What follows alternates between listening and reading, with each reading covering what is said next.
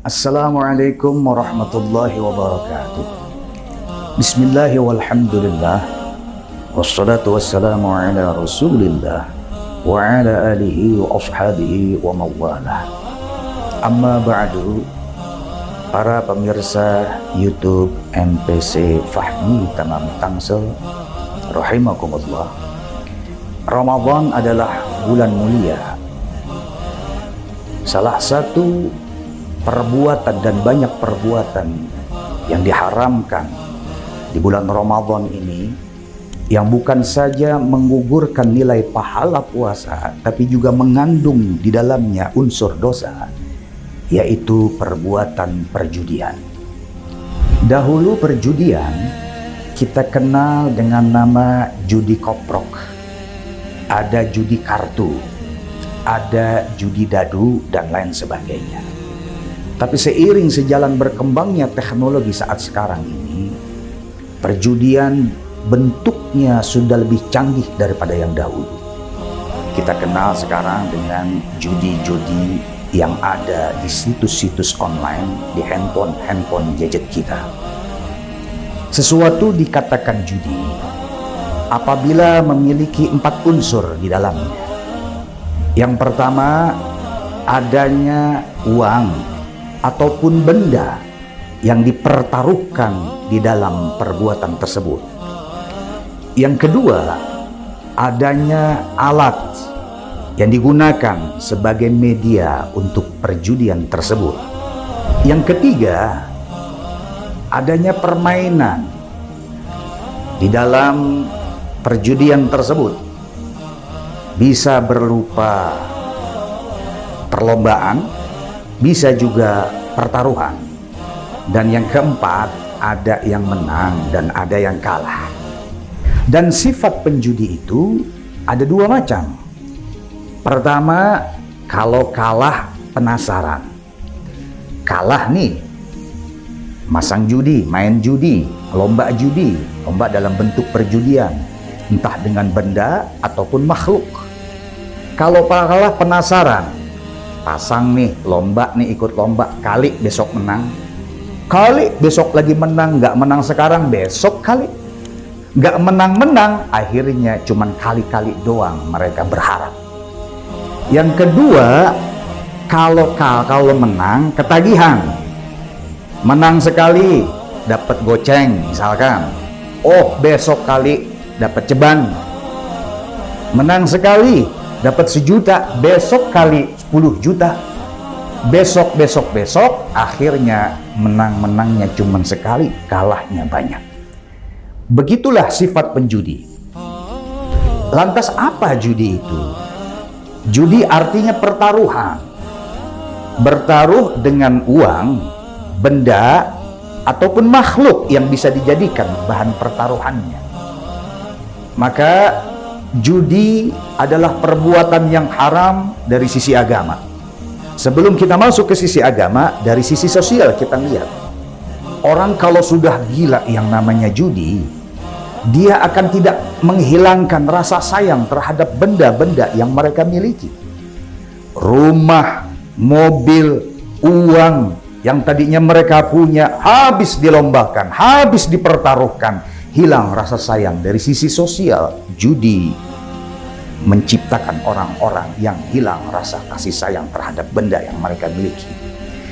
Dan yang kedua, judi dari sisi agama, di mana Allah Subhanahu wa taala di dalam surat Al-Maidah ayat 90, Allah firmankan, a'udzubillahi minasyaitonir rajim, ya ayyuhalladzina amanu innamal khamru wal maisiru wal ansabu wal azlamu rijsum min amali syaitan fajtanibuhu la'allakum tuflihun.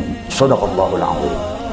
Wahai orang-orang yang beriman, sesungguhnya berbagai macam al-khamr, minuman keras, termasuk di dalamnya narkoba, wal ansab, termasuk juga yang namanya perjudian, menyembah berhala, mengundi nasib, rijsum min amali syaitan, adalah perbuatan najis yang diharamkan oleh Allah Subhanahu wa taala. Artinya apa?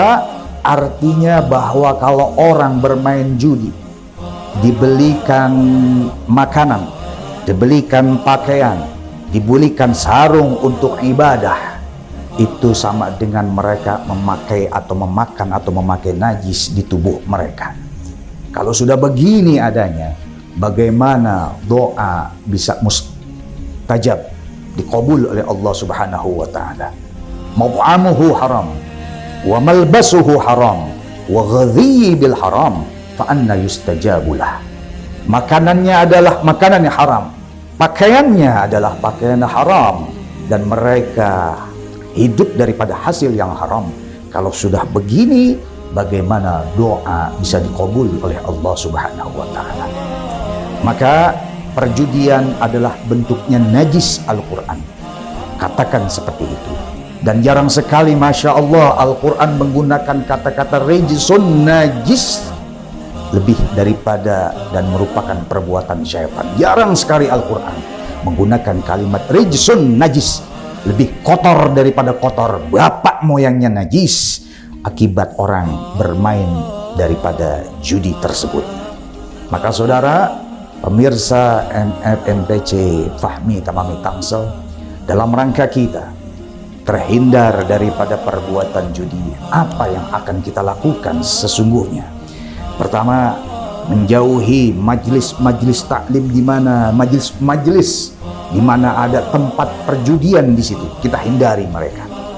Yang kedua, berteman dengan orang-orang yang soleh, bukan orang-orang yang ahli judi. Karena teman itu siapa kita, siapa temannya. Bahasanya, barang siapa yang bergaul dengan tukang bakar api, maka dia akan terpecik daripada percikan api. Barang siapa yang bergaul dengan tukang minyak wangi, bahasanya, maka dia akan terkena juga bau dari semprotan minyak wangi tersebut. Yang ketiga, yang dapat kita hindarkan daripada perbuatan judi adalah dengan taubatan nasuha. Apabila kita pernah melakukan permainan judi tersebut, atau saat ini kita tengah suka bermain perbuatan judi, maka hindarilah hal tersebut, karena perjudian tersebut memang sangat kotor nilainya di sisi Allah dan juga diharamkan oleh Allah Subhanahu wa taala. Maka yang terakhir adalah dengan taubatan nasuha. Kita berhenti, bersungguh-sungguh taubat kepada Allah daripada bentuk-bentuk perjudian yang pernah kemarin kita pernah lakukan.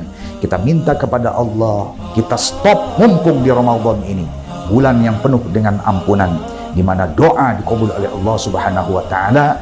Maka kita bertobat dengan istighfar dan juga dengan taubatan nasuha, tidak mengulangi lagi perbuatan perjudian tersebut. Sedikit, mudah-mudahan ada hikmahnya kita semua, kepada kita semua, di kesempatan segmen YouTube MPC Fahmi Tamami Tangsel kali ini. Wallahul muwafiq ila aqwamit thoriq. Wassalamualaikum warahmatullahi wabarakatuh.